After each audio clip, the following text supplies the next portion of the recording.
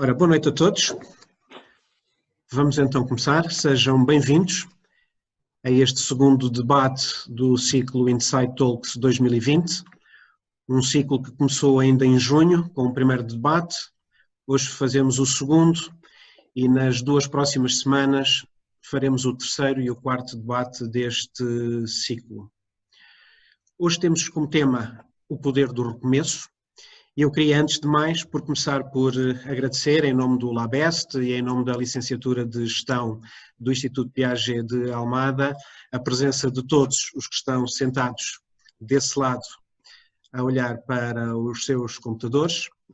Agradecer também a presença dos nossos três distintos convidados desta sessão e agradecer o apoio da equipa de gestão da equipa do Gestão Summit, que dá o apoio e o suporte tecnológico a este evento.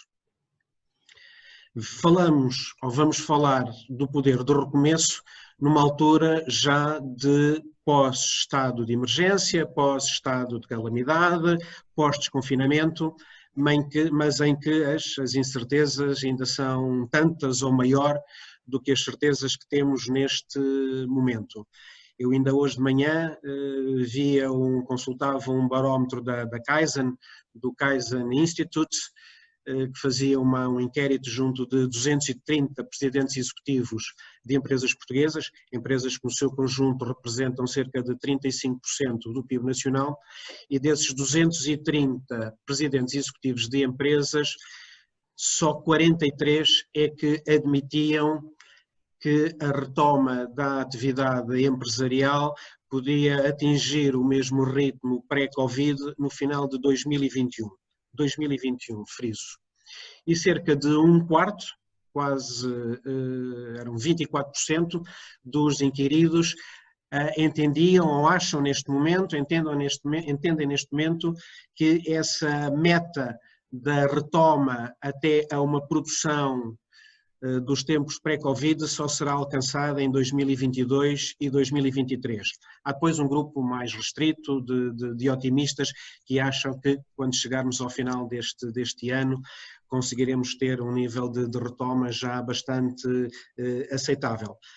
E esses 230 presidentes executivos, quando eram inquiridos sobre o grau de confiança que têm neste momento na economia portuguesa, numa escala de 0 a 20, pontuavam neste momento a sua confiança com 10,4. Enfim, é melhor do que era no mês anterior, que era 8,4, mas estamos ainda longe dos 12,1 com que era pontuada a confiança em fevereiro, isto é, num período ainda antes pré-pandemia, pelo menos pré-pandemia na Europa. Este é o quadro de fundo que temos neste momento para falar de recomeço. Eu queria começar por apresentar os nossos convidados. Temos três pessoas de áreas empresariais completamente diferentes, que sentiram com certeza e que estão a sentir de forma diferente as dores desta fase da pandemia. Temos connosco o Dr. Hélder Barata Pedro, secretário-geral da ACAP, a Associação Automóvel de Portugal. Temos também o Dr. Miguel Proença, CEO de uma cadeia hoteleira que é a OTI Hotéis, e temos a doutora Soraya Gadit, de uma empresa tecnológica, é CEO da InnoCrowd. Eu aproveito para dizer a todos os que estão connosco neste momento que se sintam à vontade para irem lançando as perguntas e as questões que quisermos. Esta mesa redonda virtual vai ser sobretudo uma conversa muito informal, uma talk no sentido literal da palavra. E também por isso eu vou pedir aos convidados que não se importem de deixar de lado os formalismos académicos e poder tratar cada um de vocês pelo respectivo nome. Antes de entrarmos propriamente no tema, eu ia pedir a cada um dos três para, num minuto apenas, fazer um retrato robô da organização que representam, para a qual trabalham, na qual estão envolvidos no dia-a-dia. Vocês, melhor do que eu, serão capazes de falar das vossas estruturas. E por isso, dando a primazia às senhoras, eu começava por pedir à Soraya que nos explicasse o que é a Enocrowd. Então, muito boa noite, muito obrigada por este convite e também por estar a partilhar esta mesa redonda, se bem que virtual, com tão ilustres convidados. O que é que eu faço? Bem, a Enocrowd é uma empresa que, quando apareceu em 2011, diziam que eu tinha aparecido um bocadinho à frente do tempo, porque aquilo que nós fazemos é trabalhar de uma forma totalmente virtual, mas utilizando a inovação. Portanto, numa altura em que para alguns o trabalho, o negócio pode estar em risco, nesta altura eu vejo a Enocrowd como uma grande oportunidade para ainda alavancar ainda mais o negócio da Enocrowd. O que é que nós fazemos? Nós desenvolvemos uma plataforma tecnológica, verificámos que havia uma necessidade, isto em 2008, 2009, verificámos como é que havia uma necessidade a nível de inovação, ou seja, que Portugal, as empresas portuguesas não inovavam tanto nos 28 países da União Europeia, como por exemplo a Suécia, a Suíça, a Finlândia, a Dinamarca e a Alemanha. E quando fomos ver porque é que não inovavam, verificámos que não havia efetivamente uma grande colaboração entre universidades, investigadores e startups e um ecossistema inovador e as organizações. Portanto, a inovação era feita ainda muito com os recursos internos da empresa e não utilizando recursos externos, um bocadinho com medo, com receio de não dizerem cá para fora quais é que eram as suas oportunidades de inovação e, portanto, acabavam por se concentrar tudo dentro da sua organização. A Enocrowd, portanto, em 2011, um bocadinho inspirada no LinkedIn e pensando, bem, se as pessoas se ligam para o LinkedIn a nível profissional, então por que é que eu não vou ligar investigadores do mundo inteiro que têm soluções inovadoras e que estão disponíveis para vender essas soluções inovadoras e fazer a transferência da propriedade intelectual e ou industrial para organizações que necessitam dessas soluções inovadoras. E, portanto, foi isso que eu criei. Desenvolvemos uma plataforma tecnológica que neste momento tem inteligência artificial, machine learning e blockchain e que junta investigadores do mundo inteiro com organizações que necessitam de inovar a nível de produto e processo. Temos neste momento já 1,6 milhões de investigadores e tudo acontece de uma forma virtual. Portanto, tenho investigadores na Coreia do Sul, tenho organizações na Alemanha e pronto, é tudo a nível virtual. É isso que nós fazemos, acelerando a inovação, encontramos soluções em 30 a 60 dias e com uma taxa de sucesso de 95%. Ok, Soraya, obrigado. Hélder, queres-nos falar da ACAP? Boa noite, muito obrigado também pelo convite, é um gosto participar aqui neste debate. A ACAP é uma associação empresarial que representa o comércio e a indústria automóvel em Portugal, ou seja, as empresas do comércio e indústria automóvel em Portugal. Foi fundada já no longínquo ano de 1911, portanto é uma associação centenária e tem uma dupla função. Por um lado, representa institucionalmente este setor junto da comunicação social, junto do governo, das entidades oficiais, mas por outro também tem um serviço muito ativo de prestação de serviços às empresas, quer a nível de um departamento jurídico, um departamento técnico e fundamentalmente também estatístico, uma vez que tentamos dar o maior número possível de informações, de ferramentas para as empresas poderem trabalhar. Basicamente temos cerca de 1.200 empresas associadas e basicamente é esta a fotografia da ACAP. Muito obrigado, Hélder. Miguel, quer-nos falar um bocadinho da OTI Hotéis? Com certeza, pelo nome OTI, poucas pessoas reconhecerão. Se começar a falar nas marcas do grupo, aí as pessoas começam a fazer uma ligação mais fácil. Miguel, o que é o OTI Hotéis? Essa é uma boa forma de fazer uma introdução relativamente à empresa e faz muito sentido. Bom, antes de mais agradeço muito a oportunidade. E pronto, enfim, ainda por cima numa circunstância que para nós tem sido, e para mim em particular, pouco usual, que é a possibilidade de podermos debater na mesma circunstância atividades que são completamente diferentes. Acho que de facto temos aqui uma oportunidade interessante de debater algumas ideias. A OTI é um dos principais operadores hoteleiros nacionais, o Atlas da Deloitte do ano passado, nós estamos na 5ª posição, temos 17 unidades hoteleiras e cerca de 3.000 quartos. A OTI está dispersa praticamente por todo o país, temos em projeto unidades no Algarve, mas de resto estamos dispersos praticamente pelo país inteiro. E é uma empresa que tem mais de 40 anos de história, como foi uma empresa que começou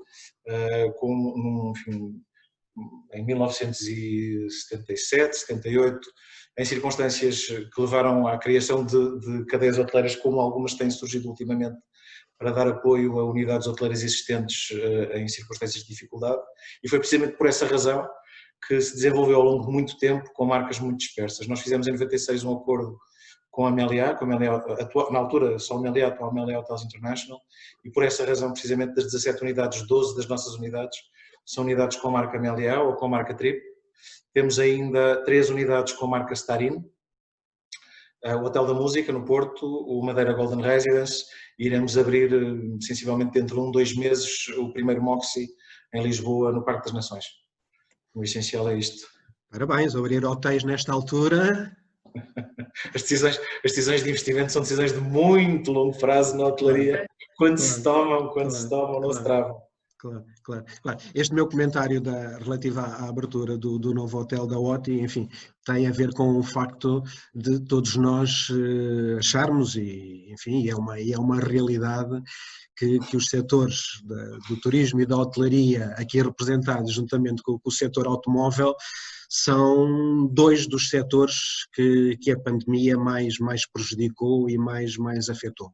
E falando agora do setor automóvel, e portanto dirigindo aqui já uma questão ao Hélder, Barata Pedro, eu ainda ontem via os números oficiais da ACAP, as estatísticas da ACAP relativamente às vendas de automóveis ligeiros em Portugal, e os números, não sei se posso utilizar a palavra aterradores, que talvez seja exagerada, mas quando falamos de uma queda de 48% ou 48,2% no primeiro semestre relativamente ao período homólogo do ano passado, são números que dão que pensar. Em junho foram 54%. Se olharmos para os veículos pesados, os números são ainda mais dramáticos do que relativamente aos ligeiros de mercadorias. E estamos a falar de um setor que representa cerca de 19% do PIB em Portugal, que é responsável por 25% das exportações de bens transacionáveis, que emprega diretamente cerca de 200.000 pessoas, tendo Portugal sido dos primeiros países a desconfinar. Eu recordo-me de, em maio, Portugal ter registado o 2º pior desempenho dentro da União Europeia nas vendas de automóveis. E, portanto, as notícias ainda não são animadoras. E por isso é que eu pergunto, Hélder, hoje que falamos de recomeço, no caso do setor automóvel, é um recomeço de uma base muito próxima do zero, certo? E quão rápida é que pode ser a recuperação, se é que isto não é uma pergunta para 1 milhão e não tendo nós aqui uma bola de cristal, não é? Exatamente. Sem dúvida, o setor automóvel, como muito bem caracterizaste, é um setor barómetro da nossa economia, aconteceu assim na crise de 2009, 2012.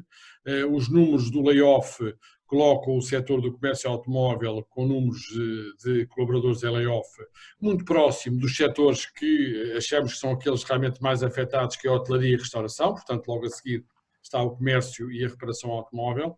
Nós tivemos 4 meses terríveis, estes últimos 4 meses, com quebras acima sempre dos 50%, naturalmente abril com 87%, e como disseste bem, no mês de maio foi a 2ª maior quebra de mercado em termos percentuais de toda a União Europeia, mesmo considerando que, e foi um grande esforço da ACAP, o setor automóvel reabriu logo no dia 4 de maio, ou seja, na primeira fase do desconfinamento, abriram sem limite de área os concessionários de automóveis, os stands de automóveis, porque a Espanha só abriu a 15 de maio, e mesmo assim, digamos, continuamos no final de junho com esta quebra muito significativa.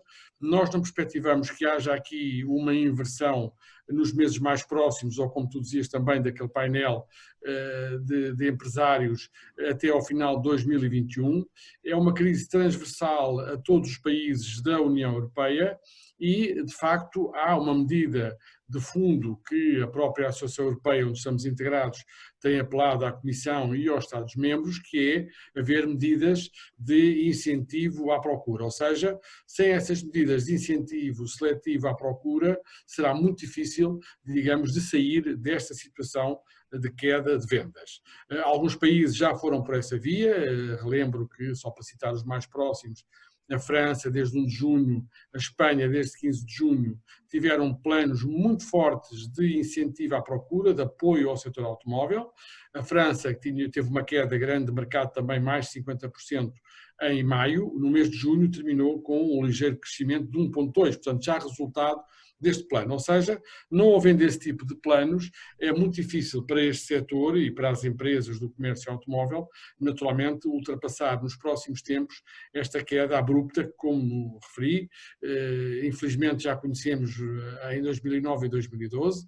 Infelizmente também assistimos nessa altura ao desaparecimento de muitas empresas, naturalmente com quedas de vendas deste montante, muitas das empresas não conseguem ultrapassar esta fase. Outras irão fazê-lo, mas muitas delas não conseguem, com toda a implicação também que isso terá ao nível da perda de emprego. Neste momento também, as empresas tentam aproveitar o mais possível os mecanismos que o Governo estabeleceu, designadamente o layoff simplificado, com esta extensão de mais um mês e depois, enfim, depende de quando é que as empresas entraram, mas terminados estes mecanismos de apoio e terminado o prazo que existe para não poder haver despedimentos coletivos e outro tipo de cessão de pós-trabalho, tememos que, digamos, no final do ano se possa sentir mais do que agora até esta crise no setor. É essa a percepção que os nossos associados, que as empresas do setor automóvel têm. Repito, é uma crise a nível global, é diferente da 2009, porque de facto a base da crise é também diferente, mas por isso mesmo interessa que haja políticas próprias, enfim, e os governos têm feito para apoio aos diversos setores e para tentar que haja uma retoma o mais breve possível da economia. Miguel, o turismo quase que se podia juntar ao setor automóvel nestas dores tremendas que passa neste momento, não é? Falamos de turismo, falamos de um país que é considerado, ou foi considerado durante 3 anos consecutivos como o melhor destino turístico do mundo, um país que recebeu 27 milhões de turistas o ano passado, e que tem também um peso relevantíssimo no PIB português, tanto quanto, creio, na ordem dos 15%. Traçado este quadro geral, deixe-me fazer-lhe uma pergunta muito concreta. O Miguel tem tido pesadelos nos últimos dias com a hipótese de não ter turistas britânicos nos seus hotéis nos próximos meses? E falo dos turistas britânicos em sentido, enfim, literal e em sentido figurado, pelo peso que o mercado emissor do Reino Unido tem no turismo e na hotelaria portuguesa, não é? Bem, se desse para... felizmente, eu diria que o facto de nós colocarmos quase 100% da nossa força de trabalho em layoff significa que o trabalho para todos aqueles que ficaram cá leva-nos com um nível de cansaço para a cama que não dá para termos pesadelos. Mas quando acordamos, 10 segundos depois já estamos com esse pesadelo. E não é só o mercado britânico, é o mercado britânico e são todos os mercados.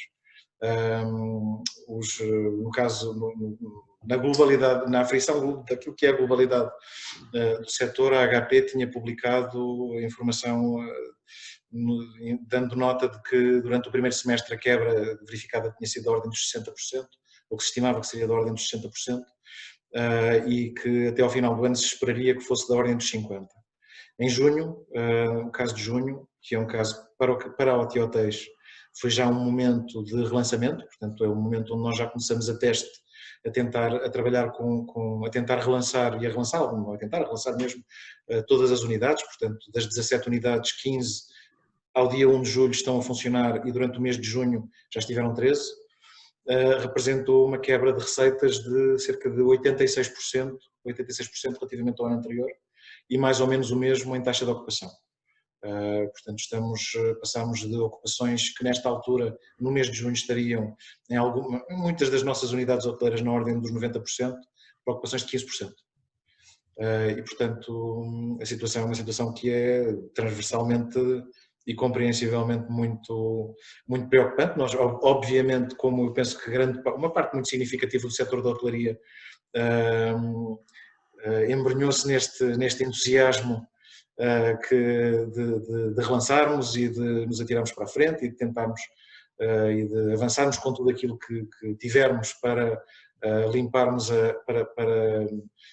em primeiro lugar, antes de mais, para fazermos um encerramento temporário de grande parte das nossas atividades, pese embora a OTI tenha mantido 4 hotéis em funcionamento ao longo deste período, que serviram como laboratório para as medidas a introduzir. Depois de seguir, todos nós começámos a tratar, e eu diria que a hotelaria de forma transversal, dos processos de certificação através do Clean and Safe. Nós estamos agora também a tratar processos de certificação junto do Bureau Veritas com a Meliá, e como também muita da hotelaria nacional, estamos a tratar do relançamento. Neste momento, a situação que nós temos estado a verificar é claro que o mês de junho era compreensivelmente e expectavelmente um mês de teste, um mês para nós percebermos quais é que são as áreas, quais é que são os segmentos que irão responder melhor, quais é que são os segmentos que não terão tanta resposta. Dentro dos segmentos nacionais, aquilo que suportou e a vantagem dos mecanismos de apoio que foram sendo encontrados permitiram que nós fizéssemos a abertura de grande parte das unidades desde o início de junho em serviços, grande parte delas em serviços mínimos. Portanto, com soluções encontradas que permitiam que os hotéis pudessem abrir portas e receber clientes que verdadeiramente necessitavam. Portanto, não é uma questão de opção, é uma questão de necessidade. E para nós, em alguns casos ainda durante o mês de maio, mas garantidamente já durante o mês de junho, para o segmento de empresas, o segmento corporate, foi um mecanismo, foi uma sustentação de base para o mínimo dos mínimos de ocupação, para permitir tratar das aberturas da quase totalidade das unidades hoteleiras. E, portanto, aquilo que nós verificamos é que para as características dos nossos hotéis, que têm quase todas elas valências urbanas relevantes, foi um apoio interessante. No segmento de lazer internacional não existe nada, existe pouquíssimo neste momento, para aquilo que são os nossos modelos de trabalho, os nossos modelos de negócio. Lazer nacional, temos verificado um comportamento profundamente assimétrico. Portanto, vemos que, por exemplo, o caso de Aveiro está a funcionar muitíssimo bem, e depois temos no outro extremo o caso de Peniche, que quase não está a responder. Ok. Soraya, ao contrário do que se passa no setor automóvel e no setor do turismo, o setor da tecnologia resistiu bem melhor à atual crise pandémica e achamos nós, um setor mais fácil de se adaptar àquilo que se convencionou chamar como o novo normal. Eu olho para a Bolsa de Nova Iorque e vejo, por exemplo, as cotações das empresas de tecnologia dispararem. As Apples, as Amazons, as Googles, as Microsofts desta vida. Vejo as cotações a não pararem de subir. Recordo aqui há uns dias ouvi um alto quadro da Organização das Nações Unidas a dizer que a pandemia era uma boa oportunidade para acelerar o movimento de digitalização, designadamente a digitalização no setor dos serviços e a digitalização na comunicação. Neste quadro, como é que a InnoCrowd está a viver as dores da pandemia, se é que tem de facto algumas dores? Bem, eu vou começar por dizer que realmente quando comecei o ano eu ia a 250 km a hora e bati um bocadinho em março, foi duro. Mas de repente percebi, mas eu faço tudo digitalmente, não é? E portanto, quer dizer, eu tenho exatamente o ecossistema perfeito para esta altura e comecei a comunicar isso e nunca parei, eu nunca tive um dia sem trabalhar, nem eu nem a minha equipe. portanto, comecei por comunicar isso a todos os meus clientes, os que já eram clientes e que queriam inovar, e novos. E realmente agora comecei-me a perceber que estão-me a aparecer clientes que eu nem nunca pensei, do Reino Unido, essencialmente, da Alemanha, ou seja, países que sempre tiveram como driver a inovação. E os CEOs também sempre tiveram como driver a inovação.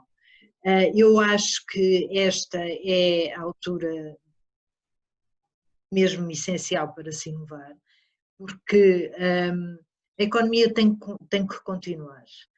Se nós não investirmos na economia e na inovação, então, pronto, quando a vacina não se sabe muito bem quando é que vem, e mesmo o tratamento. E, portanto, só na inovação é que, ou no acrescento de valor, é que nós podemos continuar. Eu tenho assistido a coisas muito interessantes.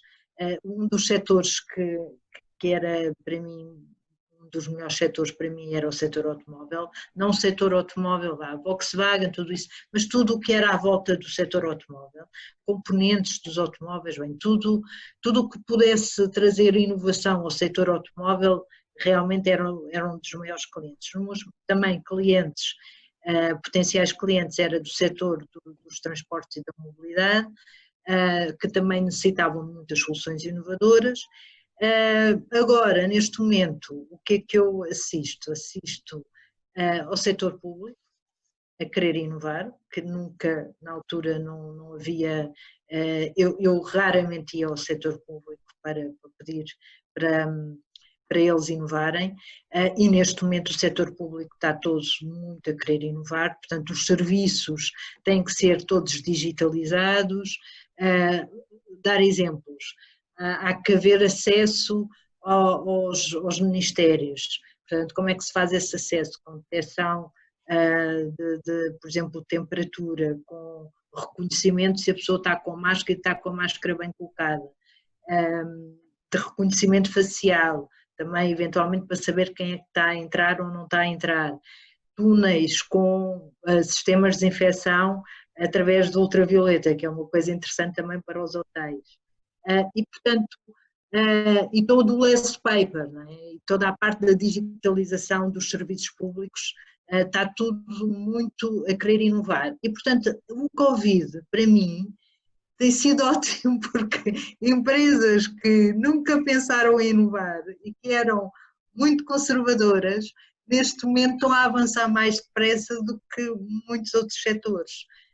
O setor público, nomeadamente. Um outro setor que eu pessoalmente sou farmacêutica, sempre trabalhei na área de investigação e desenvolvimento e sempre achei que os ensaios clínicos demoravam imenso tempo, 20 anos para conseguirmos ter uma vacina no mercado, 20 anos para conseguirmos ter um medicamento, porque temos de ter ensaios de fase 1, fase 2, fase 3, fase 4, e tem que ser tudo como by the book, e é verdade, mas realmente nós neste momento, na ciência, com o Covid, vamos conseguir inovar, vamos conseguir trazer fármacos, vacinas, seringas, formas de diagnóstico em um ano, meio ano, coisa que antigamente fazíamos em 20, 10 anos.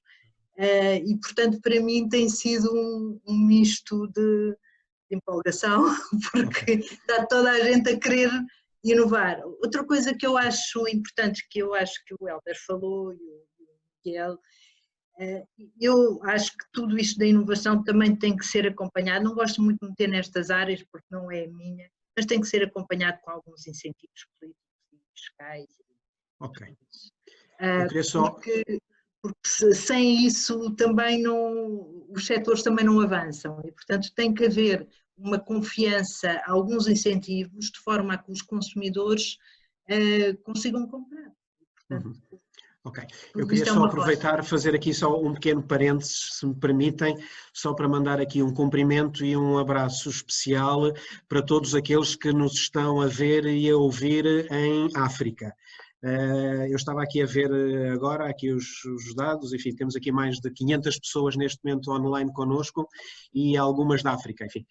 O facto de o Instituto Piaget trabalhar e ter instituições de ensino em Angola, Moçambique, Cabo Verde, enfim, não será alheio ao facto de termos aqui, de facto, algumas pessoas a ver-nos no hemisfério sul, a esta hora, sendo que, em alguns casos, com uma diferença horária já de 1 hora em relação a nós. Bom, voltando ao setor automóvel, o Hélder falava há pouco de incentivos, a Soraya destacava ainda agora também a importância, com certeza, de haver alguns incentivos que permitam ajudar à retoma dos vossos negócios. No caso do automóvel, lembro-me, por exemplo, da ACAP defender insistentemente, de há muito tempo esta parte, e agora ainda mais insistentemente, um plano de incentivos ao abate de veículos em fim de vida, com o objetivo de renovar o parque automóvel e estimular com isso a procura. Hélder, gostava de perguntar se há alguma receptividade, enfim, dos contactos institucionais, com certeza que a ACAP já teve com a Administração Central, se há alguma receptividade a esse tipo de propostas e que outras medidas já agora seriam necessárias para se estruturar um plano de incentivos que tivesse de facto algum efeito prático na retoma da atividade do setor automóvel. Ora, muito bem, esse do plano do incentivo ao abate é uma medida transversal a toda a União Europeia, que todos os países estão a tentar negociar, implementar. Como eu referi, os exemplos mais próximos, a Espanha já implementou esse plano de incentivo ao abate, a França já implementou, e depois falamos da Grécia, da Roménia, hoje a Áustria também implementou. Porquê? Porque tem a dupla vantagem de renovar o parque automóvel, e que falamos de Portugal, o parque automóvel em circulação dos ligeiros passageiros de estabilidade média de 13 anos, ou seja, há mais de 1 milhão de carros a circular que têm mais de 20 anos de idade e, portanto, essa renovação iria permitir que se retirasse a circulação, quando muito se fala de emissões de gramas de CO2, de veículos com uma média de 170 gramas de emissões de CO2, para colocar em circulação veículos novos, fossem elétricos, a diesel ou a gasolina, com umas emissões médias de 95 gramas. Isto permitiria, de facto, uma poupança energética significativa, seria um caminho para a descarbonização, que é um ponto também importante, além da própria segurança rodoviária dos veículos, e levaria naturalmente, nesta fase difícil da crise do Covid-19, a ser um balão de oxigênio, de algum modo, para o mercado automóvel, para as empresas do mercado automóvel. A ACAP há largos anos que defende este plano, nós conseguimos em 2009, com o governo da altura, que aprovasse este plano, foi a última vez que isso foi feito. Nesse ano de 2009 foram vendidos cerca de 50 mil veículos ao abrigo desse plano, que retirou de circulação veículos com essa característica de serem veículos em fim de vida, portanto veículos com uma idade média bastante significativa, e repito, essa é a medida estrutural que nós defendemos, porque é aquela que é defendida também em todos os países da União Europeia e, portanto, não indo mais longe, o governo espanhol implementou e os outros governos, como eu referi.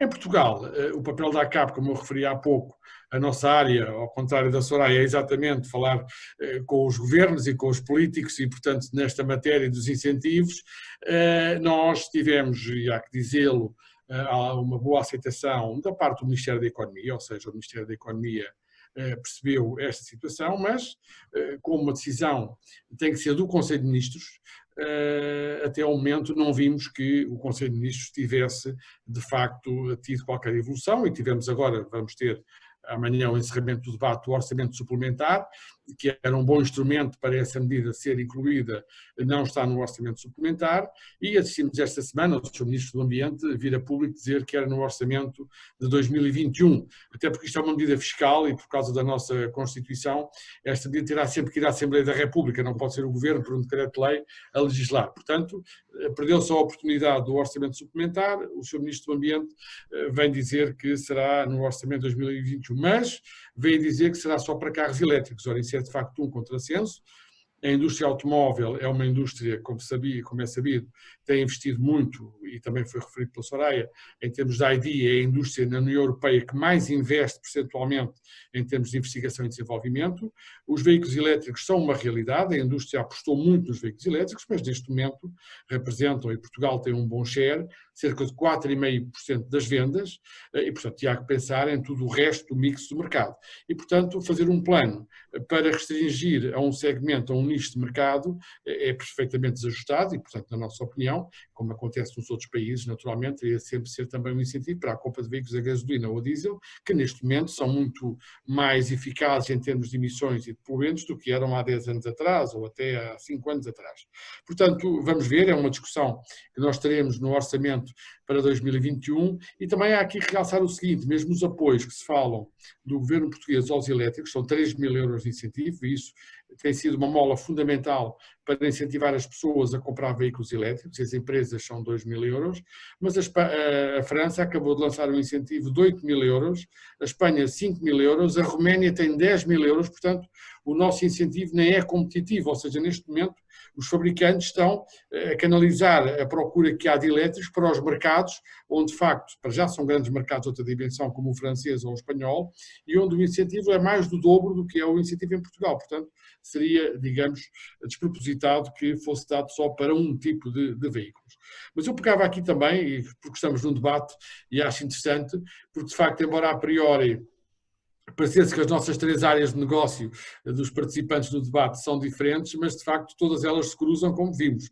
Eu começava pelo turismo, o turismo tem um peso fundamental na economia portuguesa e também no mercado automóvel, ou seja, esta descida de mercado no setor automóvel não é alheio o facto de um dos principais canais do mercado automóvel, que representou o ano passado 28% das vendas, que é o canal do Rentacar, está neste momento também a viver a própria crise da atividade turística e do facto de não haver turistas para alugar carros e, portanto, estima-se que este ano este canal terá uma queda de mercado de cerca de 70%, acima do próprio mercado automóvel, e para nós, sendo 28% do mercado, pode-se imaginar que a queda do turismo afeta também de forma significativa o mercado automóvel. Registro também aquilo que a Soraya referiu da questão da investigação e da indústria automóvel, quando o Luís falou há pouco do peso da indústria automóvel nas exportações, nós temos não só as fábricas de automóveis e, portanto, as que montam e fabricam veículos automóveis, como também uma importantíssima indústria de fabricantes de componentes. Nós temos cerca de 500 empresas em Portugal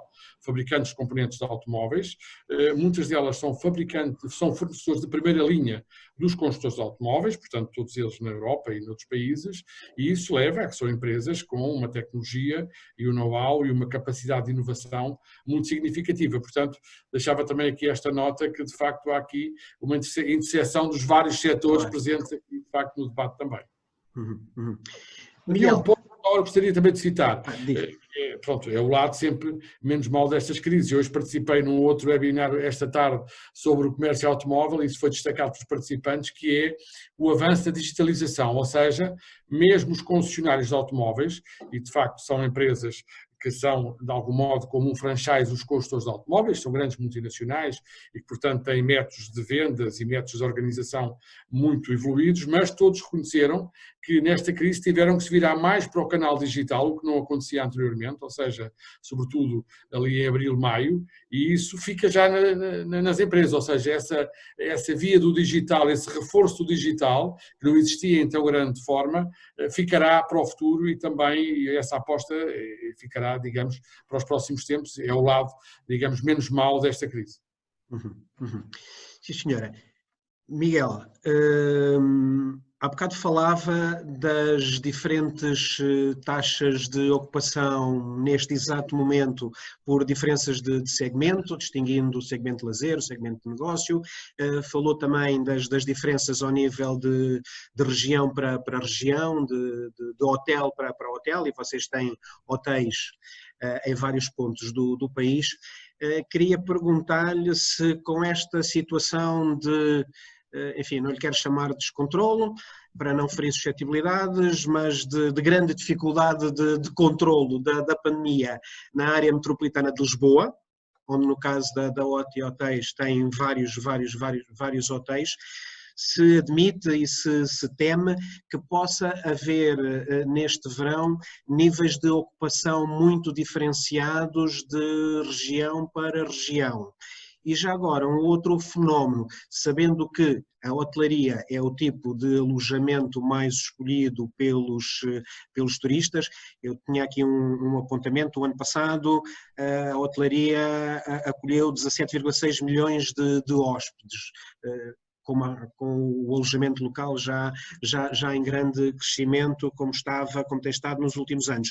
Se, para além dessa diferenciação ao nível das várias regiões do país, em função da situação da área metropolitana de Lisboa, se teme também este ano alguma fuga dos, não sei se poucos, se muitos, turistas que ainda assim poderão usufruir das suas merecidas férias este ano para alojamentos locais, tendo em conta as condicionantes atuais, tendo em conta questões de segurança, sabendo que as pessoas se sentem um pouco mais seguras quando estão mais isoladas.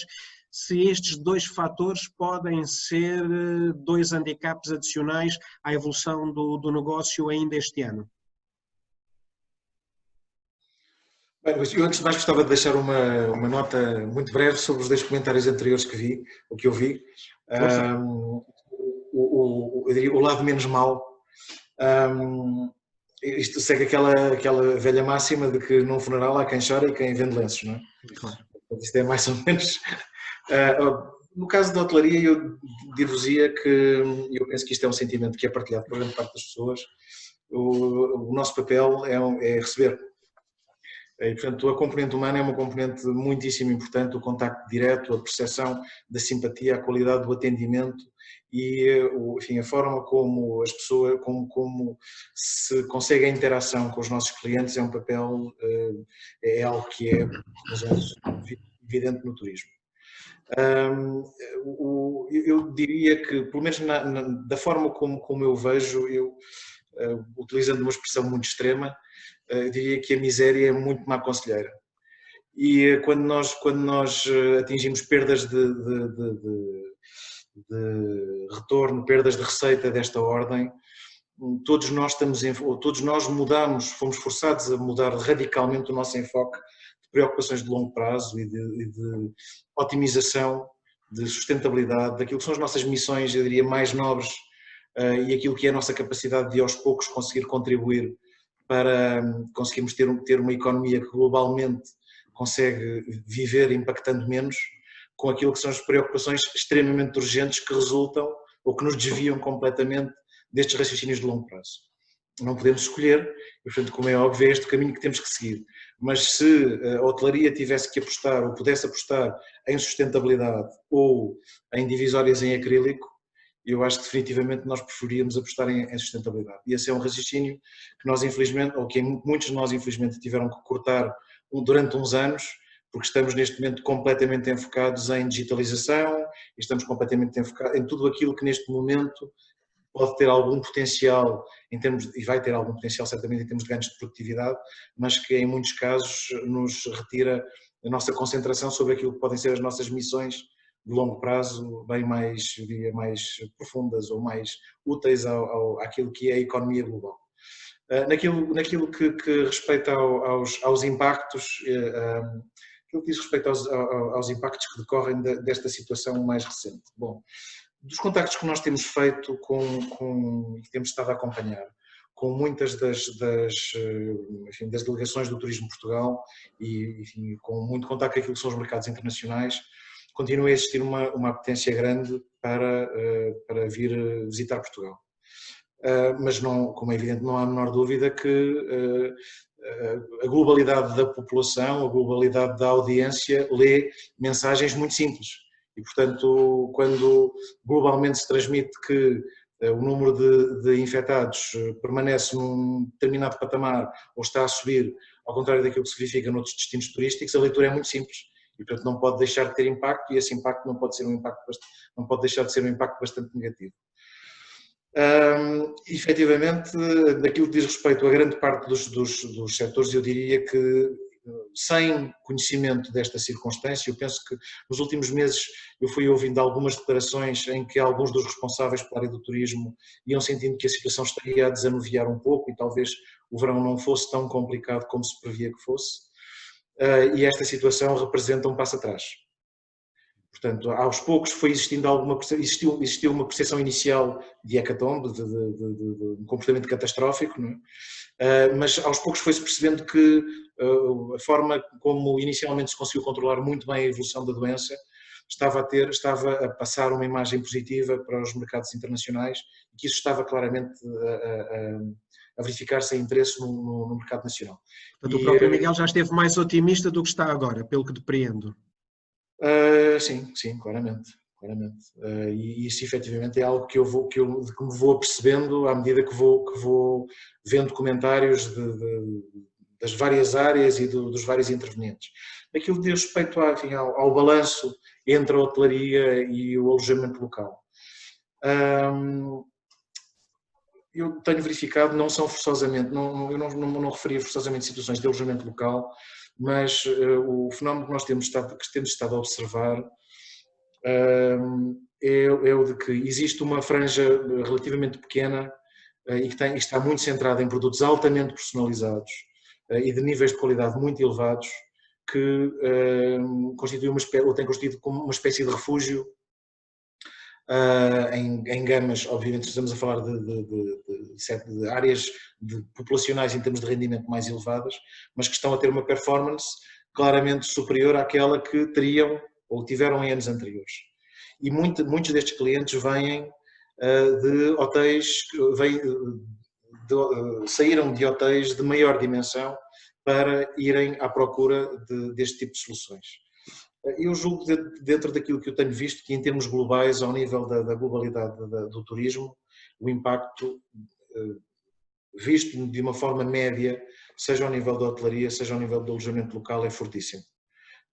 E independentemente de nós podermos ter uma percentagem da nossa procura que possa neste momento desviar-se para outras áreas, eu julgo que neste momento, e tenho observado isso de facto pelos comportamentos dispares de cidade para cidade, de região para região, aquilo que me tenho percebido é que aquilo que mais tem prejudicado ou aquilo que mais tem justificado este comportamento muito disparo tem a ver com as próprias características do destino, em termos médios, mais do que a forma do alojamento. É como eu dizia, o caso de Aveiro, o caso de Castelo Branco são exemplos, têm sido exemplos surpreendentes. Eu penso que o centro globalmente está a ter uma performance muito boa. O caso do Porto é uma situação exatamente oposta, muitíssimo complicado, muito complicado. E depois temos alguns comportamentos intermédios, mas não vejo, pelo menos não sinto que seja especificamente por esta razão que nós devemos sentir que o alojamento local é por essa razão uma ameaça maior do que aquela que era antes da pandemia. Ok. A Soraya dizia há pouco, na sua intervenção anterior, que tinha arrancado o ano a 250 a hora, que é claramente uma contraordenação gravíssima, tal a velocidade a que já ia e teve também de travar a certa altura. Ainda assim, daquilo que disse há pouco, eu fiquei com a ideia que a Soraya continua a ser daquelas gestoras que acredita que o ramo da tecnologia é daqueles que acabará por sair mais reforçado com esta pandemia.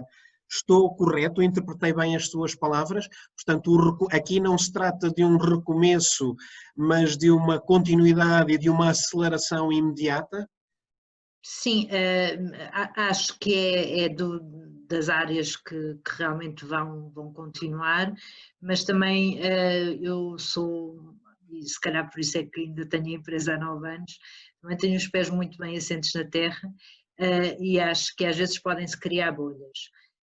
E portanto, quando isto também tudo passar, também pode passar tudo o que é tecnológico para depois tudo o que é, como o Miguel diz e muito bem, a parte comunicacional e emocional, as pessoas vão querer estar mais, vão querer se conviver mais vão querer ter mais festas, não vão querer ter reuniões de forma virtual, vão querer estar com as pessoas e, portanto, pode haver em 1 ano e meio, de repente, uma viragem. E eu acho que um bom gestor, aquilo que tem que fazer é não só gerir o tempo já, mas também tentar antecipar algumas coisas. Pronto, eu gostava de ter antecipado o Covid, mas não antecipei. Como vocês todos, o que é que eu acho? Acho que aquilo que o Miguel estava a dizer da digitalização e do Helder também realmente que isso, e para mim, para a InnoCrowd é muito importante, uma vez que 59% dos meus investigadores são da área das tecnologias de informação, nomeadamente das telecomunicações, da inteligência artificial, do machine learning, da automação. Portanto, estes são os meus chovas, e na digitalização. Eu acho que é a altura efetivamente, já que estamos nesta situação, é a altura destes mercados apostarem nisso, portanto, não fazerem um compasso, inspirarem e apostarem nesta digitalização, porque daqui a 1 ano e meio tudo isto se vai resolver, eu acho que daqui a 1 ano e meio, se calhar até menos, e vocês vão estar muito mais rápidos e muito mais ágeis. E acho também, Miguel, já agora, uma nota, acho que não deve mesmo continuar a apostar na sustentabilidade associada à digitalização. Esse é o caminho, o Helder também, não devem deixar de investir na sustentabilidade, porque não tenho a mínima dúvida que esse vai ser o maior problema que nós vamos ter quando isto tudo terminar. É que caminhamos tanto para ser mais sustentáveis que de repente vamos deixar de pensar nisso e depois quando isto tudo terminar voltamos a 10 ou 15 ou 20 anos atrás. E portanto eu acho que a digitalização deve estar sempre acompanhada com a parte da sustentabilidade e sempre com este driver em mente. Pegando aqui na questão da digitalização e numa coisa que o Miguel dizia há pouco, que no setor do turismo o contacto direto, a componente humana é essencial.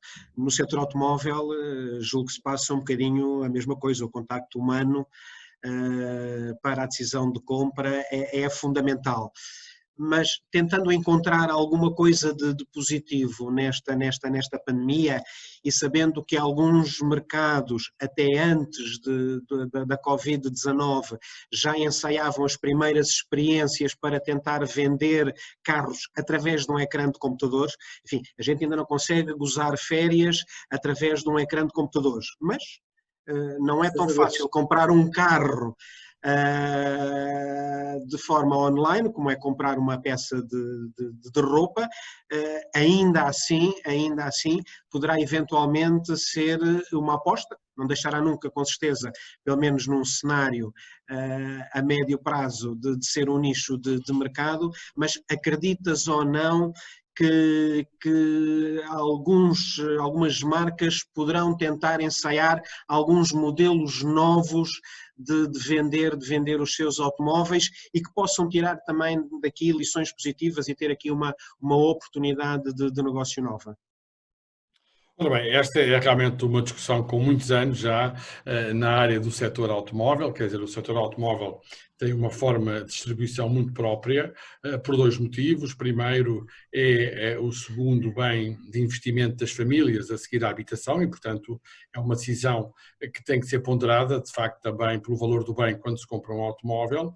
Por outro lado, também é um bem sofisticado que precisa de uma assistência técnica especializada e, por isso, há estas redes de distribuição, os concessionários, no caso da União Europeia, por todos os países da União Europeia, que permite ao cidadão europeu deslocar-se, e se tem um problema, ter uma assistência própria para o seu veículo. Mas dizias e bem que há muitos anos que se fala das novas formas de distribuição, do digital, da venda online, da venda à distância, mas até este momento, e ao dia de hoje, aquilo que está, digamos assim, provado e confirmado, é que realmente o digital é uma ferramenta fundamental para a informação, ou seja, as pessoas hoje em dia procuram toda a informação no digital. Quando chegam aos concessionários de automóveis, já levam todo o conhecimento e a informação sobre o bem, sobre o veículo, sobre os vários tipos de veículos, se calhar, que têm em mente para poder optar, mas a deslocação física, digamos assim, e o contacto físico com o bem continua a ser fundamental, pelo menos tem sido até hoje, para a decisão de compra. E também, há que dizê-lo... Mas agora, Hélder, se me permites interromper, e isso terá a ver com o quê? Com o simples facto do valor monetário do bem em causa? Se eu comprar uma camisa, gastarei 100 euros. Se for comprar um carro, gasto 30, 40, 50 mil. É a diferença do valor do bem que retrai o consumidor a poder fazer essa compra? Por um lado, sim, o valor do bem é para o consumidor, e eu ponho só aqui um parênteses, aqui há uns 15 anos atrás, quando se discutia mais um regulamento de distribuição automóvel na Europa, houve na altura uma grande pressão para os automóveis, como outros bens, poderem ser vendidos em grandes superfícies, em supermercados. E na altura era Comissário Europeu da Concorrência, o Sr. Mario Monti, italiano, que mandou fazer um estudo a uma prestigiada universidade que concluiu que o bem automóvel não devia ser vendido em supermercados pelo valor económico do bem, ou seja, o tipo de venda em supermercados justamente está associado à promoção. As pessoas muitas vezes são levadas a comprar bens que já não têm uma necessidade imediata, mas estavam em promoção naquele dia no supermercado, e depois vêm-se a arrepender, mas o investimento não foi significativo. Seria usada essa técnica nos automóveis e o arrependimento seria um pouco mais complicado, porque o valor do bem era mais significativo, e na altura a Comissão Europeia não permitiu até hoje a venda nos supermercados. Mas o valor do bem, Luís, eu acho que é um aspecto importante, porque é uma tomada de decisão para um valor que está em causa significativo, mas também o lado, isto fala-se muito nos automóveis e quem está neste meio, o lado emocional, o lado afetivo também, quer dizer, o ver exatamente o bem em concreto e não só aquilo que viram na internet ou no computador. Depois também muitas vezes é uma decisão familiar, ou seja, quando se vai ter o contacto físico, vai o agregado familiar tomar esse contacto com o bem e, não despiciando, aos famosos testes drive, ou seja, poder experimentar o veículo, que isso está muito também na hora do dia, e acho que as pessoas, antes de fazer esse investimento, gostam de dar uma voltinha, ver se de facto se adequa àquilo que esperavam, se ficam bem sentados ou não, além de outros aspectos mais técnicos, mas estes estéticos também são importantes, e isso leva a que o digital é, sem dúvida, como eu disse há pouco, importante para atrair, digamos assim, os clientes às empresas, para darem informação, ou seja, aqui há alguns anos havia muitas revistas de automóveis, não é? Isto com o fim do papel, que todos temos assistido, levou para o digital esse tipo de informação, ou seja, as pessoas têm muita informação através dos sites, através da internet, mas depois, no caso do automóvel, continua a ser, digamos, o fechar do negócio presencial a que temos assistido. Não é, sem dúvida, que os fabricantes de automóveis têm feito várias experiências. Houve até uma marca que fez uma dessas experiências agora durante a crise do Covid, portanto um salão automóvel online. Todos dizem que há os portais também de venda de usados e que assistiu-se neste período do confinamento a que os comerciantes têm uma preocupação em colocar filmes, vídeos do veículo dentro do veículo, ou seja, como não era permitido deslocar só o stand, portanto é o que eu dizia, ao lado menos mau, os comerciantes apostaram mais nessas tecnologias, faziam um vídeo antes, punham uma fotografia e ficava no site. Agora não, tem vídeos, mostra a parte de dentro, a bagageira, portanto há mais informação, mas no momento da decisão há realmente essa visita continua a ser um fator maioritário, esmagadoramente maioritário. Ok, obrigado. Vou aproveitar aqui uma pergunta, enfim, quem nos está a ver tem feito aqui, tem colocado algumas questões e vou lançar aqui uma pergunta ao Miguel que acabo de ver aqui agora no meu ecrã, de uma pessoa que se identifica como Rafael Castanheira. E ele pergunta: não vê como alternativa a venda digital de bilhetes para visitar monumentos ou exposições por parte das cadeias hoteleiras em parceria com os monumentos da área de influência dessas cadeias? Isso é uma coisa que vocês já fazem ou ainda não? Às vezes acontecem estas coisas, nós temos a oportunidade de dizer já está.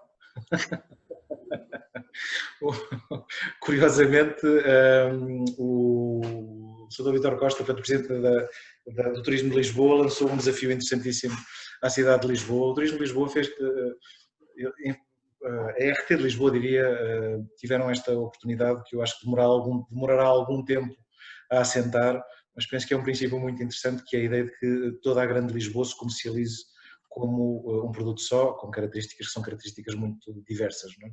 Isto significa que Lisboa, na sua globalidade, passa a poder vender cidade, praia, campo, portanto passa a ser um produto que passa a integrar a margem sul, passa a integrar Cascais, Estoril, por aí fora. E nesse âmbito, precisamente nesse âmbito, uma das propostas que trouxe e que nós vimos na altura com enorme interesse foi precisamente a possibilidade de poder, para e aumentar ou tentar aumentar a atratividade pelo destino na sua globalidade, a possibilidade de se poderem comprar pacotes de alojamento que incluem a utilização de um cartão de visitas a vários monumentos em Lisboa. Portanto, em Lisboa esse trabalho efetivamente já foi feito. Nós temos estado aí enfim, eu diria, a OTI, eu penso que tem percorrido um trabalho interessante que também envolve digitalização, Soraya, fique patente, nos últimos anos, portanto, e que teve a ver com nós tentarmos trazer para dentro do hotel aquilo que é a ligação, uma ligação muito aprofundada com parcerias locais. No caso de Peniche, nós tivemos uma oportunidade magnífica de atravessarmos a rua e trazermos a escola de surf para dentro do hotel. E de estabelecermos uma ligação muito próxima com várias entidades da região, e exatamente a mesma coisa estamos a fazer em Castelo Branco, fizemos em Castelo Branco. Castelo Branco tem à sua volta, são 5 aldeias históricas e 27 aldeias do Xisto, isto é num raio de 50 km. E portanto um dos trabalhos que nós temos estado, ao qual nós nos atiramos nos últimos tempos, em termos de mecanismo de diferenciação, tem a ver precisamente com o facto do hotel crescer para fora do hotel e poder ser um mecanismo de angariação de recursos para toda a comunidade, não se limitar a receber pessoas para elas estarem a dormir e fazerem refeições dentro do hotel, mas ser um mecanismo que permita trazer riqueza muito para além daquilo que é o alojamento e que na verdade crie argumentos para que as pessoas tenham razões para ficar mais dias com interesse nos destinos e que possam também promover e possam fazer um word to mouth relativamente àquilo que é a qualidade de um destino mais completo. E eu acho que a hotelaria tem um papel, eu diria, de desenvolvimento não muito complexo, mas com um impacto bastante interessante nessa perspectiva. Ok, bom, estas conversas, como diz o povo e quase sempre com razão, são como as cerejas e as tolos também. Nós estaríamos aqui seguramente o resto do serão a conversar, enfim, tivemos aqui uma pequena tolerância porque já começámos uns minutos depois da hora, mas ainda assim vamos ter de acelerar. E eu estou a ver aqui uma pergunta de um participante anónimo que eu gostava de colocar aos 3 e gostava que fosse, enfim, é daquelas perguntas com certeza em que precisariam de meia hora para dizerem tudo o que vos vai na alma, mas vou-vos pedir que sejam sintéticos. Soraya, quais é que são os maiores desafios que se avizinham à sua empresa nos próximos meses? E esta é uma questão colocada por um participante, recordo. Bem, os meus maiores desafios, eu não vou pôr como desafios, vou pôr como oportunidades, desculpem lá, eu vejo sempre tudo como oportunidades, é um defeito. A minha maior oportunidade agora, e que tem acontecido, tem sido conseguir chegar a mercados que eu há 3 meses atrás não estava a conseguir. Eu, neste momento estou a conseguir por empresas do Reino Unido, da Alemanha, do Japão, da Coreia, da China, a colocarem desafios de inovação na InnoCrowd e, portanto, esse é a minha oportunidade. O maior desafio que eu tenho é, efetivamente, poder estar à altura de conseguir trazer soluções inovadoras para estas empresas que são empresas da gama da Boeing e, portanto, da BASF, não posso dizer aqui o nome destas, não são estas empresas, são deste género, e, portanto, esta é a minha maior oportunidade, é esta, neste momento abriu-se-me um mundo e, portanto, é uma oportunidade que eu vejo. Hélder, tentando interpretar o sentimento do setor automóvel e das marcas, quais é que são também os grandes desafios para os próximos meses? Bom, nos próximos meses é ultrapassar, digamos, esta situação muito difícil, como dizem os analistas, é a pior desde 1929, portanto, pior do que na Segunda Guerra Mundial em Portugal, e, portanto, esse é o maior desafio, é ultrapassar e eu diria mesmo sobreviver, ou seja, chegar ao pós-crise ainda vivo e, portanto, as empresas é isso que neste momento estão a fazer, é essa sobrevivência porque estamos a lutar e que é preciso lutar contra as adversidades para ultrapassar este momento difícil. Miguel, já agora, sua opinião também? Bom, eu naturalmente em boa parte daquilo que nós estamos a transmitir, eu faço as palavras do Hélder, não é? Efetivamente nós vamos estar perante próximos meses que vão ser muitíssimo complicados. Nós tivemos a oportunidade, tivemos anos extraordinários de comunicação internacional, muitíssimo bem conseguida da parte das nossas instituições, da parte do Turismo Portugal. Portanto, acho que nós ao longo destes anos temos sido um exemplo de capacidade de promoção internacional, seja no terreno, seja em termos de comunicação nos vários mídia. E, portanto, para nós, neste momento, um grande desafio é o facto de nós voltarmos a conseguir passar a mensagem e isso voltar a ser de novo uma forma de nós conseguirmos atrair fluxos significativos para Portugal, genericamente falando em termos do setor. Naquilo que diz respeito à óptica, esta modificação, ou esta disrupção, claramente é mais disso que nós falamos, vai trazer, relativamente àquilo que são os produtos existentes, alguns desafios no sentido de nós conseguirmos transformar os produtos em produtos com características mais residenciais. Penso que o termo mais adequado talvez seja este, ou seja, como é que nós conseguimos que o cliente consiga estar mais horas dentro do quarto, como é que o quarto se consegue tornar mais relevante dentro da estrutura de um hotel que era algum espaço que, estranhamente, mas compreensivelmente, nos últimos anos se foi tornando secundário até. Todas as estruturas, tudo aquilo que estava à volta do hotel, aos poucos foi ganhando relevância e o quarto efetivamente era fundamental naquilo que era absolutamente fundamental, que era ter um colchão magnífico para dormir, mas agora de repente passa a ser muito útil que seja também um espaço onde se consiga estar confortavelmente a trabalhar durante algumas horas, passa a ser um espaço onde passa a ser muito importante que se consiga tomar refeições confortavelmente, e isso não significa que o quarto fique completamente virado, completamente perturbado no seu funcionamento, e depois como conseguiremos aumentar a percepção do cliente de que as áreas têm mais vivência com o exterior do hotel e com áreas comuns do hotel, mas que são exteriores, do que com áreas interiores. Nós à medida que vamos acrescentando mais serviços, foram sendo grande parte deles áreas interiores. Por exemplo, dou-lhe um exemplo, o caso do Moxie, nós tivemos a oportunidade de ir tomando conhecimento com o produto. O produto é um produto que está totalmente assente na capacidade de juntar pessoas completamente desconhecidas nas áreas comuns. Existem jogos de utilização livre, físicos, para as pessoas utilizarem livremente dentro dos espaços comuns. Como é que isto se compatibiliza com uma pandemia na qual as pessoas não podem tocar ou não devem tocar em equipamentos comuns, não é? Portanto, tudo isto representa desafios muito grandes, mas como o Hélder dizia muito bem, nós só podemos ter uma esperança, só podemos ter a expectativa de forma significativa retomarmos aquilo que é um sentimento de hospitalidade mais próprio daquilo que nós vínhamos conhecendo até agora, eu diria até um sentimento de hospitalidade encarado de forma absoluta, quando for possível, quando existir uma vacina e as pessoas com maior confiança puderem de novo conviver e puderem de novo ser bem tratadas pelas nossas equipas.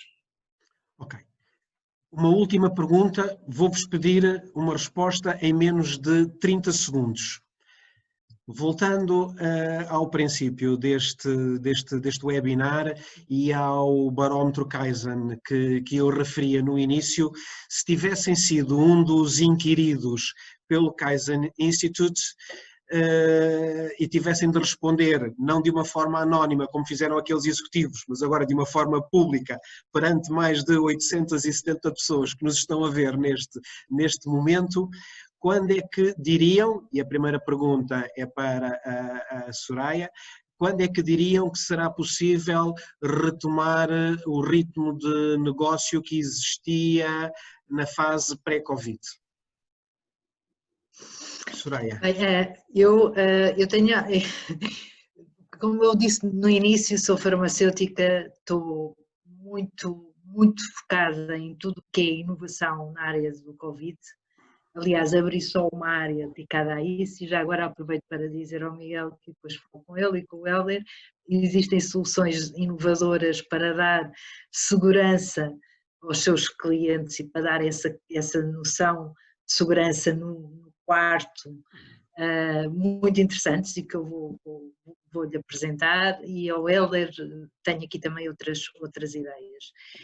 Mas as informações que eu tenho e de tudo aquilo, dos artigos todos que também tenho lido da Nature e de investigadores que eu tenho 1,6 milhões de investigadores na plataforma, eu diria que nós vamos ter uma vacina ainda este ano e portanto eu acho que em setembro, outubro, e assim, e a comunicação vai começar a surgir a partir de agosto, setembro. Quando a comunicação começar a sair que iremos ter uma vacina muito em breve, o mercado todo, a população toda, o interesse das pessoas e a procura vai aumentar e, portanto, o medo também vai começar a reduzir. E, portanto, mas eu sou uma otimista e pronto, é isto que eu acho, sinceramente, que até ao final do ano vamos ter uma vacina, pelo menos daquilo que eu tenho lido. Está a avançar muito depressa e acho que em agosto, setembro vai começar a ser, aliás, já hoje já foi comunicado uma grande empresa, resultados muito bons e da China também, e portanto é isso que eu acho que no final do ano já estamos e vai ser muito melhor, até mesmo para o setor hoteleiro, para o setor automóvel vai estar toda a gente com muita vontade de fazer muita sem coisa. Bola de cristal aí à frente, como é que o mercado pode reagir, quando e quanto é que o mercado pode reagir? Nós precisamos da vacina e de um bocadinho de otimismo, não é? Como disse a Soraya, mas esses aspectos, tendo em consideração, eu acho que nunca antes de meados de 2021. Portanto, respondendo concretamente, nunca antes de meados de 2021. Ok. Miguel, mesma questão. Antes de mais, definitivamente eu apoio e acho que as 920 pessoas que estão aqui a assistir, devemos fazer uma moção no sentido de pormos uma vela à Soraya. Porque nós temos todos que com muita intensidade e muita fé acreditar Eu acho que sim. Sim, era bom sinal, será muito bom sinal. Era bom sinal. Obviamente tem-se desenhado todo tipo de curvas relativamente àquilo que é a recuperação dos fluxos turísticos. Não nos podemos esquecer, obviamente, que no período de 2019, embora já mostrando o abrandamento do crescimento, estávamos no maior pico de sempre que Portugal registrou em termos de turismo. E, portanto, eu tenho inicialmente, no âmbito do turismo, falava-se em 2021, ou até ao final de 2021, depois começa a ouvir falar-se em 2022. Eu diria que correndo relativamente bem, é possível que nós estejamos a falar da recuperação de níveis relativamente normais ou de alguma normalidade. Começámos a ver padrões de alguma normalidade no final de 2021, mas normalidade não era aquilo que nós tínhamos antes da pandemia, não é?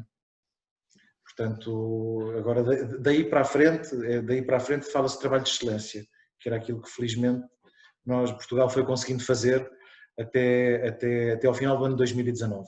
E sobre isso, eu diria, já não depende tanto de fluxos internacionais, mas já depende da qualidade de trabalho, objetiva, determinada, de privados e de públicos.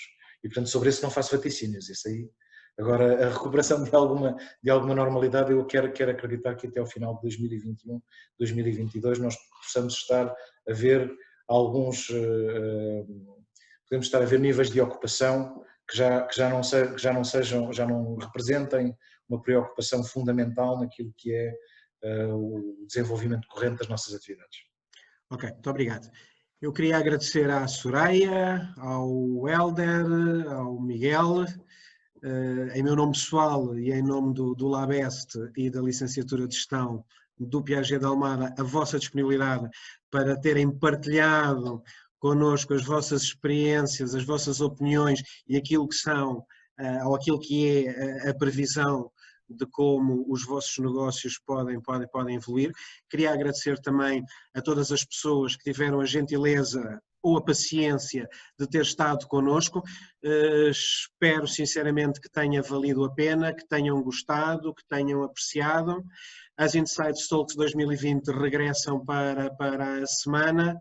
Muito obrigado a todos, tenham uma continuação de uma muito boa noite, o resto de uma boa semana e vamos vencer esta crise, como é óbvio. Certeza. Obrigado. Muito obrigado. Muito obrigado, boa noite. Obrigado. Boa noite.